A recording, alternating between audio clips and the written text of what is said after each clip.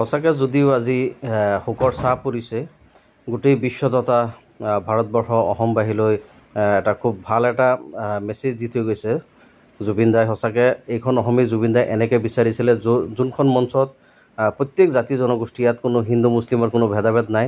আচলতে জুবিন দা হয়তো এইটোৱে বিচাৰিছিলে, আৰু জুবিন দাৰ অন্তিম ক্ষণত কিন্তু অসমৰ ৰাইজক দেখাই দিলে যে জুবিন দা আচলতে যি প্ৰচেষ্টা আছিলে যে অসমত কোনো জাতি ধৰ্ম হিংসা বিদ্বেষ এইবিলাক নকৰাকৈ প্ৰত্যেক জাতি জনগোষ্ঠী যাতে একেলগে মিলি ভাতৃত্ববোধেৰে থাকিব লাগে, তাৰে উদাহৰণ দাঙি ধৰিলে। আজি চাওক, এইখন মঞ্চত কোনটো দল নহয়, কোনটো সম্প্ৰদায়ৰ মানুহ ইয়াত নাই আপোনালোকেই কওক। য'ত আছে হিন্দু, মুছলিম, খ্ৰীষ্টিয়ান, জৈন, বৌদ্ধিষ্ট, কাৰ্বি, তিৱা, ৰাভা, প্ৰত্যেক জনগোষ্ঠী জুবিন দাৰ এক অন্তিম ক্ষণত শ্ৰদ্ধাঞ্জলি অনুষ্ঠানত প্ৰত্যেক জাতি জনগোষ্ঠীৰ মানুহ ইয়াত আছে। যে সঁচাকৈ জুবিন দা কিন্তু বহুত প্ৰচেষ্টা আছিলে, হয়তো চেষ্টা কৰিছিলে, কিন্তু আজি দেখা গৈছে যে আজি জুবিন দা হয়তো সফল হৈছে। কিন্তু এইখন অসমৰে কিছুমান লেতেৰা ৰাজনীতিবিদৰ কাৰণে হয়তো অসমখন এটা অশান্তি পৰিৱেশ সৃষ্টি হৈছিলে, যোনখন অসম হয়তো জুবিন দা সঁচাকৈ খুব বেয়া পাইছিলে অন্তৰৰ পৰা। তো আজি হয়তো জুবিন দাৰ আত্মাই শান্তি কামনা কৰক, শান্তি পাওক। অসমৰ ৰাইজে সেইটো বিচাৰি আছে, কাৰণ এইখন মঞ্চতে লাষ্ট মঞ্চত দেখাই দিলে জুবিন দাই যে ইয়াত কোনো জাতি ধৰ্ম লৈ পেলাই কোনো বিদ্বেষ ঘৃণা ইয়াত নাই। প্ৰত্যেক জাতি জনগোষ্ঠী যাতে একেলগে ভাতৃত্ববোধেৰে থাকে, আৰু জুবিন দাই এইখন অসমেই বিচাৰিছিলে।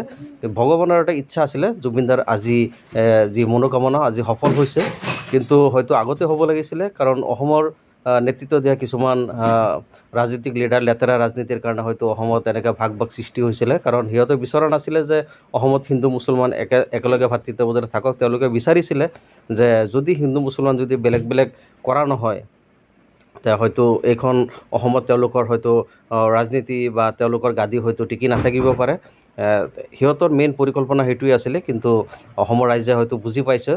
হয়তো যথেষ্ট সময় লাগিছে, কিন্তু অসমৰ ৰাইজে বুজি পাইছে যে এইবিলাক ঘৃণাৰ ৰাজনীতি কৰি পেলাই অসমক কেতিয়াই আগুৱাই নিব নোৱাৰি। এতিয়া অসমৰ ৰাইজে বুজি পাইছে যে এইবিলাক ঘৃণাৰ ৰাজনীতি আমাৰ দৰকাৰ নাই। আচলতে জুবিন দাৰ যোনটো ইচ্ছা আছিলে এইটোৱেই সঁচা আৰু এইটোৱেই সত্য, যে অসমখন আগুৱাই নিবলৈ হ'লে প্ৰত্যেকটো জাতি জনগোষ্ঠীৰে হয়তো একেলগে একেখন মঞ্চতে থাকি কাম কৰিব লাগিব, যাতে অসমখন ভাৰতবৰ্ষৰ ভিতৰত এখন মানে উন্নত ৰাজ্য হিচাপে পৰিগণিত কৰিব পাৰি।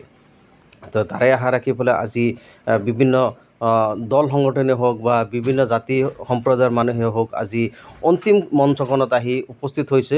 এনেকুৱা এটা ভাতৃত্ববোধ দেখাইছে। হয়তো জুবিন দা হয়তো আমাৰ মাজত নাই, তেখেত হয়তো আমাৰ পৰা চিৰদিনৰ কাৰণে বিদায় ল'লে, কিন্তু তেখেতৰ যোনখন ইচ্ছা আছিলে আজি হয়তো পূৰণ হৈছে, আৰু জুবিন দা এইখন সোণৰ অসমেই বিচাৰিছিলে। জয় আই অসম।